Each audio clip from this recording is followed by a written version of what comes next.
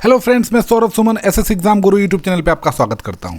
आज उन अभ्यर्थियों के लिए बहुत ही अच्छी बात और एक अच्छी जानकारी आ रही है सूत्र के हिसाब से कि जो बीपीएससी की शिक्षक भर्ती में सिर्फ 3 चांस मिलने का था उसे अब 5 चांस बोला जा रहा है। शिक्षा विभाग और बीपीएससी में बातचीत हुई है, सीएम साहब का ऑर्डर गया हुआ है, 2 बार शिक्षक बहाली हो चुकी है, तीसरी परीक्षा का फॉर्म कल से भरना शुरू होगा, चौथी परीक्षा अगस्त में शुरू होगी, इस बार भी 4 कैटेगरी में परीक्षा होगी। तो अब आपका अटेम्प्ट 5 होने जा रहा है। तो कल तक ये नियम भी वापस आ जाएगा। और अब मैं आपके सामने स्क्रीन पे रजनीश सर का, जिनका सभी जानकारी एक तरह से सटीक रहता है, उनका एक न्यूज़ सुना रहा हूँ। बिहार में बड़े पैमाने में अब हेडमास्टर और हेड टीचर की भी बहाली होगी। 50,000 की संख्या होगी। के पाठक सर ने अधिकारियों को आदेश दिया है, सभी जिलों से रिक्तियों के रोस्टर मांगे गए हैं। 10 मार्च तक ही बहाली का विज्ञापन जारी हो जाएगा। आपको पता है कि देश भर में आचार संहिता लागू होने वाला है, उससे पहले ये शुरू हो जाएगा। और एक बार अगर बहाली शुरू हो जाता है तो उस पर आचार संहिता काम नहीं करता है। हाई और +2 स्कूल में हेड मास्टर के 6,000 पद, प्राइमरी में हेड टीचर के लिए 40,000 से ज़्यादा पद पर वैकेंसी निकलेगी। हाई और +2 में सरकारी और सरकारी के साथ साथ ये बहुत ज़रूरी है, प्राइवेट स्कूल के शिक्षक भी अप्लाई कर लेंगे। जो शिक्षक सीबीएसई और आईसीएसई स्कूल में पढ़ाते हैं उनको मौका मिलेगा।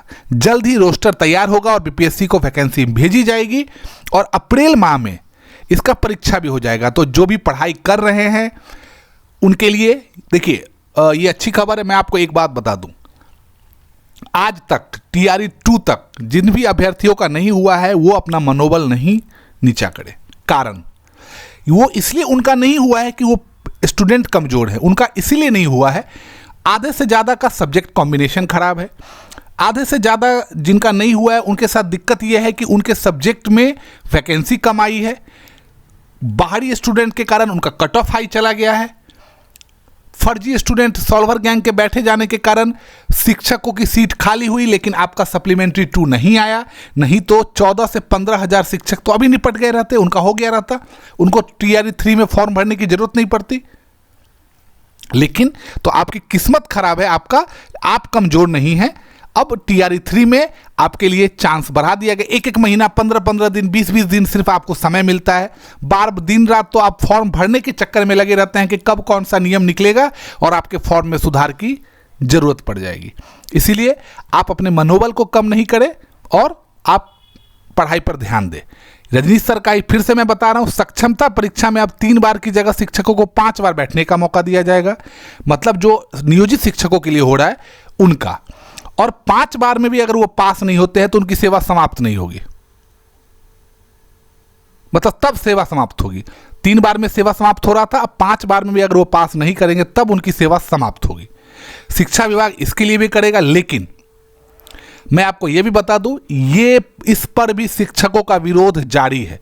और पिछले 6 महीने में मैं पहली बार ऐसा देख रहा हूं कि शिक्षक का इतना स्ट्रिक्ट विरोध चल रहा है और बिना डर फरमान के। जबकि शिक्षकों के अगेंस्ट 13 तारीख को जो शिक्षकों ने धरना प्रदर्शन का, आंदोलन का डेट रखा है, उस दिन उनके खिलाफ पूरी तरह से गोलबंद हुई है शिक्षा विभाग। लेकिन फिर भी शिक्षक कर रहे हैं। कारण क्या है कि आपको पता होगा कि बिहार में 2005 से जो शिक्षक बहाली हुई थी, पहले वो प्रखंड, पंचायत, जिला स्तर पे हुई थी, उसके बाद TT के थ्रू हुई। लेकिन सबके लिए एक दक्षता परीक्षा करके हुआ कि जिसमें जो पास करेंगे वही शिक्षक बने रहेंगे, और उसमें से जो फेल हुए उनको बाद में नौकरी से निकाल दिया गया।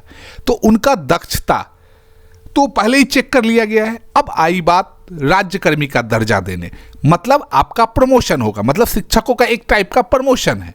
तो अब बताइए कि क्या प्रमोशन के एग्जाम में फेल होने पर किसी शिक्षक अभ्यर्थी कहीं भी, किसी भी डिपार्टमेंट में, क्या उन्हें नौकरी से निकाल दिया जाता है? तो ये सब जो तुगलकी फरमान था उसके विरोध में शिक्षक लगे पड़े हैं। और आज भी मैं बता दूं, बिहार के शिक्षक अगर एक स्टेप बैक करेंगे तो इंटर का परीक्षा चल रहा है, आप देख रहे हैं, वो उन्हीं के कारण हो रहा है। पूरा का पूरा चुनाव प्रक्रिया शिक्षकों के हाथ में रहता है। तो ये सब इतना उनके सर पे है बर्डन, फिर उनको पढ़ने के लिए बोला जाता है। वो भी उन्हें कौन सा एग्जाम देने को बोला जाएगा मीडियम में, पता है? कंप्यूटर मोड में। तो वो शिक्षक कंप्यूटर मोड में कैसे एग्जाम देंगे जो आज से 17 साल पहले ज्वाइन किए, जब कंप्यूटर अनिवार्य विषय के रूप में पढ़ाया नहीं जाता था। अब सोच लीजिए, आप अपने राज्य में, पूरे बिहार राज्य में अपने किसी भी नज़दीकी प्राथमिक स्कूल में चले जाइए, क्या वहाँ पे कंप्यूटर है? तो वो शिक्षक कैसे कंप्यूटर आधारित परीक्षा देंगे?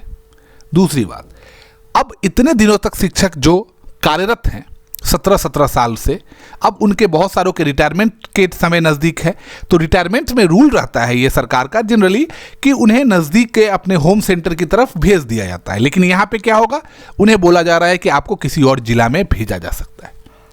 तो इस सब कारण से शिक्षकों का विरोध हो रहा है। तो अब एक ये है, इस पर भी शिक्षक मानेंगे नहीं। अब सॉल्वर गैंग का देख लीजिए, एक साहब तो निपट गए हैं, कल उनका वो चालू हो गया। वो कल था, फेयरवेल पार्टी था, बीपीएससी के चेयरमैन साहब जो दर्द और दवा दोनों की बात करते थे। कारण मैं क्या बता रहा हूं, उन्होंने बहुत अच्छे से एग्जाम लिया, आज उनके कारण बहुत सारे लोग नौकरी कर रही है। बात से एकदम हम लोग इत्तेफाक नहीं रखते हैं कि उन्होंने अच्छा काम नहीं किया, बहुत अच्छा काम किया। चलिए, उनके लिए हम लोग उनका हर समय तारीफ भी करेंगे। लेकिन ये सॉल्वर गैंग कैसे बैठ गया? और अगर बैठ गया तो क्या थंब इंप्रेशन और चेहरा मिलान अच्छे से वहां पे नहीं हुआ था? क्या वो स्कूल का मिलीभगत था? क्या वहां पे इन्विजिलेटर का मिलीभगत था कि बाहर का कोई और आदमी के एडमिट कार्ड का फोटो देख के नहीं किया गया था? लेकिन कार्रवाई किस पे हो रही है? सिर्फ एक, मतलब फर्जी अभ्यर्थी पर, जो होना ही चाहिए था। लेकिन होना किस और पे चाहिए था? क्योंकि यहां पे क्या हो रहा है, जो पैसा खर्च करके ये काम किया वो पकड़ा गया, लेकिन जो पैसा लिया वो तो नहीं पकड़ा गया। तो ये तो अनवरत चलता रहेगा। ये नया तरीका खोज लेंगे, ये नया तरीका खोज लेंगे, और उनको पकड़ने के लिए आज तक कोई कार्रवाई आपने नहीं सुना होगा। अब मैं आपको पहले भी बोला था कि आज मैं पढ़ाई के बारे में भी आपको बताऊंगा। जो भी बीपीएससी टीआरई 3.0 के लिए आधुनिक इतिहास के टॉपिक को विस्तार से पढ़ना चाहते हैं, उनके लिए अगर आप देखेंगे तो पिछले 30 साल में बीपीएससी इनमें से इस पे आधारित सवाल पूछता है। पहला है चंपारण सत्याग्रह, दूसरा है किसान सभा और इससे जुड़े आंदोलन, तीसरा है आदिवासी विद्रोह 1857 का विद्रोह, फतेह शाही विद्रोह 1781, वहाबी आंदोलन 1820, चौथा है कला और संस्कृति जिसमें पेंटिंग आता है, हस्तशिल्प आता है और जीआई टैग आता है। फिर पांचवा है बिहार में कांग्रेस अधिवेशन जो बांकीपुर 1912 से लेके गया 1922।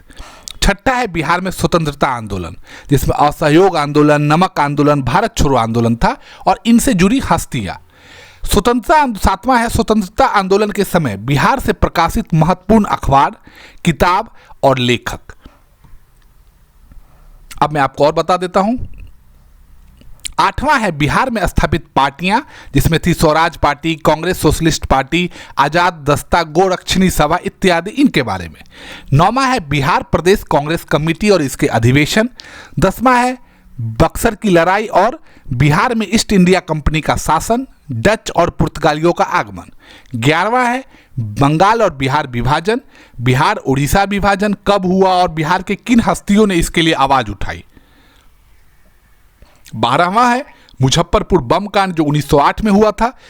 13वां है श्री कृष्ण सिंह की अगुवाई में 1937 में गठित कांग्रेस सरकार के बारे में। 14वां है संविधान सभा में बिहार के प्रतिनिधि के बारे में। 15वां है बिहार से जुड़ी प्रसिद्ध हस्तियां जिसमें महात्मा गांधी, कुंवर सिंह, जयप्रकाश नारायण, सहजानंद सरस्वती, डॉक्टर राजेंद्र प्रसाद, श्री कृष्ण सिंह, आचार्य कृपलानी, ब्रजकिशोर प्रसाद, कर्पूरी ठाकुर, जगदेव प्रसाद, सच्चिदानंद सिन्हा, मौलाना मजहूर अल हक, सदाकत आश्रम, बिहार विद्यापीठ, मदरलैंड अखबार, रामधारी सिंह दिनकर, राम वृक्ष बेनीपुरी, इन सब के बारे में आपको पढ़ना पड़ेगा। तो ये जो 11, 12, 13 कुछ डाटा है, आप अगर इसे पढ़ लोगे तो आधुनिक इतिहास, बिहार के आधुनिक इतिहास का आप प्रॉब्लम सॉल्व कर लोगे। अब हम आते हैं आपके सामने बीपीएससी के साइट पे, देख लीजिए बीपीएससी के साइट पे आप ये देखिए, अभी कोई भी अपडेट नहीं आया है। 9 तारीख का एक अलग इंपॉर्टेंट नोटिस है, आपका नोटिस 8 तारीख को, जो 7 तारीख को जो आया था उसके बाद कोई भी नहीं आया।